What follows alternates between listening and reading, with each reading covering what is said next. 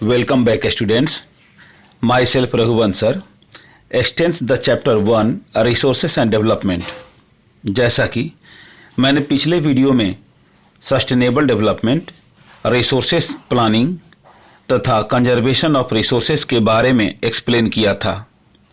आज के वीडियो में हम लैंड रिसोर्सेस और भारत में लैंड यूज पैटर्न के बारे में चर्चा करेंगे। लैंड रिसोर्स का मतलब भू संसाधन होता है। हम जानते हैं कि भूमि किसी भी प्राणियों और वनस्पतियों के जीवन चक्र या लाइफ साइकिल के लिए प्रथम और सर्वोपरि तथा अनिवार्य आवश्यकता है। क्यों? क्योंकि वह भूमि ही है जिस पर हम अनेकों आर्थिक क्रियाकलाप करते हैं और इसका कई रूपों में इस्तेमाल करते हैं। हम यह भी जानते हैं कि भूमि प्रकृति का सबसे महत्वपूर्ण वरदान है, जिसके बिना हम किसी प्रकार के जीवन की कल्पना भी नहीं कर सकते। यह प्राकृतिक संसाधन बेशुमार संपदाओं, खनिजों, जीव जंतुओं एवं वनस्पतियों से भरा हुआ है, जिसमें मानव जीवन कई आर्थिक क्रियाएं जैसे फार्मिंग, माइनिंग, सड़क या रेल यातायात निर्माण एवं अन्य संचार व्यवस्थाएं इसी भूमि पर करता है। लेकिन हमें यह भी जानना जरूरी है कि भूमि एक सीमित संसाधन या लिमिटेड रिसोर्स है, इसलिए उपलब्ध भूमि का विभिन्न उद्देश्यों की पूर्ति के लिए उपयोग बहुत सावधानी और योजनाबद्ध तरीके से की जानी चाहिए। यहाँ भूमि की मुख्य भू आकृतियों को इस पाई चार्ट से आप आसानी से समझ सकते हैं। इसमें आप देखेंगे कि भारत की संपूर्ण भूमि का लगभग 43% जमीन समतल है, जिसमें कृषि कार्य और उद्योग धंधे किए जाते हैं। देश का कुल समतल क्षेत्र का 30% पर्वतों से भरा पड़ा है, जो सालों भर बहने वाली नदियों के स्रोत हैं और जो पर्यटन तथा प्राकृतिक वनस्पतियों एवं वन्य प्राणियों का केंद्र है। देश का 27% भूभाग हमें प्लेट्यू रीजन या पठारी क्षेत्र के रूप में उपलब्ध है। इन पठारी क्षेत्रों में अपार खनिजों, फॉसिल फ्यूल्स या जीवाश्म ईंधनों तथा जंगलों का भंडार है। अब चलिए हम लैंड यूटिलाइजेशन की बात करें तो लैंड रिसोर्सेस या भू संसाधनों का उपयोग कई उद्देश्यों की पूर्ति के लिए किया जाता है।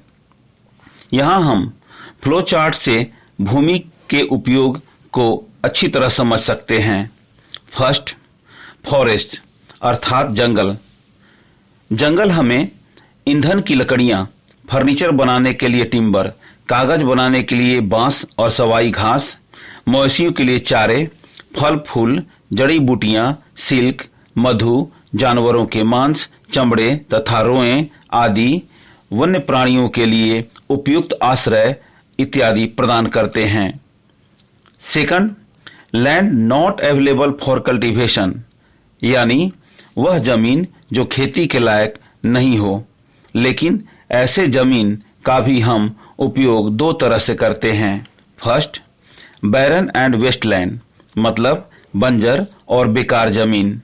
ऐसे जमीन का उपयोग लगभग नहीं के बराबर होता है, क्योंकि ये उपजाऊ नहीं होते हैं, किंतु आज इन्हें भी उपजाऊ बनाया जा रहा है। Second, land not for agricultural use, for example buildings, roads, factories etcetera, यानी वैसा भूमि जिस पर खेती नहीं की जा सकती, इसलिए उस पर नॉन एग्रीकल्चरल एक्टिविटीज की जाती है, जैसे बिल्डिंग, रोड तथा फैक्ट्रियों का निर्माण किया जाता है। Third, other uncultivated land excluding fellow land, अर्थात फेलो लैंड को छोड़कर दूसरे अनकल्टिवेटेड लैंड। स्टूडेंट्स, यहाँ मैं बतला दूं कि फेलो लैंड किसे कहते हैं। Agricultural land left uncultivated after 2-3 crops to restore its natural fertility is called fallow land। मतलब 2-3 फसलों की खेती करने के बाद फिर से प्राकृतिक उर्वरा शक्ति को वापस लाने के लिए खाली छोड़ी गई जमीन को फेलो लैंड कहा जाता है। अतः फेलो लैंड को छोड़कर बाकी अनकल्टिवेटेड लैंड का यूज इन रूपों में किया जाता है। A, permanent pastures and grazing land, अर्थात अस्थायी चारागाह के रूप में जहां मवेशी घास पात चरते हैं। B, land under miscellaneous tree crops not included in net sown area, अर्थात वैसा भूमि जिसमें कई प्रकार की झाड़ियां या छोटे मोटे पेड़ पौधों का समूह उगते हैं, ऐसा जमीन जनरली पहाड़ों की तलहटियों में पाया जाता है। और C, culturable wasteland left uncultivated for more than 5 agricultural years, अर्थात 5 साल से अधिक समय तक छोड़ा गया खेती के लायक बेकार भूमि। दूसरे शब्दों में ऐसे बेकार भूमि का प्रयोग एक लंबे समय के बाद खेती के लिए की जा सकती है। फोर्थ, फेलोलैंड्स। फेलोलैंड्स भी 2 प्रकार के होते हैं। First, current fallow lands left without cultivation for 1 और लेस देन 1 एग्रीकल्चरल ईयर, यानी कुछ भूमि फेलोलैंड के रूप में भी पाई जाती है जो 1 साल या इससे कम समय तक के लिए बिना खेती किए खाली छोड़ दी जाती है। और second, other than current fellow left uncultivated for the past 1 to 5 agricultural years, मतलब वैसा भूमि जो पिछले 5 वर्षों तक बिना किसी कार्य किए इसी तरह से खाली छोड़ा हुआ हो। इस प्रकार आप यहाँ देख सकते हैं कि फेलोलैंड या तो 1 वर्ष या उससे कम अवधि के लिए या तो 5 वर्षों तक की अवधि के लिए बिना खेती के लिए छोड़ा गया हो। ऐसे जमीनों को इसलिए छोड़ी जाती है ताकि उसमें उसकी उर्वरा शक्ति वापस आ सके और फिर उसमें अच्छी उपज की जा सके। और फिफ्थ, लैंड यूटिलाइजेशन है नेट सोन एरिया के रूप में।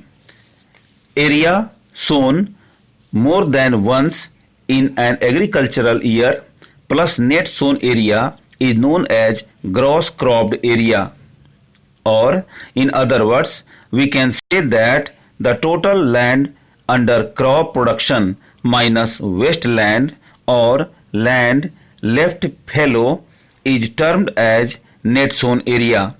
मतलब वेस्ट लैंड और फेलो लैंड को छोड़कर शेष खेती की जाने वाली भूमि को नेट सोन एरिया कहा जाता है। साथ ही ग्रॉस क्रॉप्ड एरिया में वर्ष में 1 से अधिक बार खेती की जाती है। स्टूडेंट्स, अब आज के लिए इतना ही। शेष भाग के लिए हम फिर मिलेंगे अगले वीडियो में। तब तक के लिए धन्यवाद।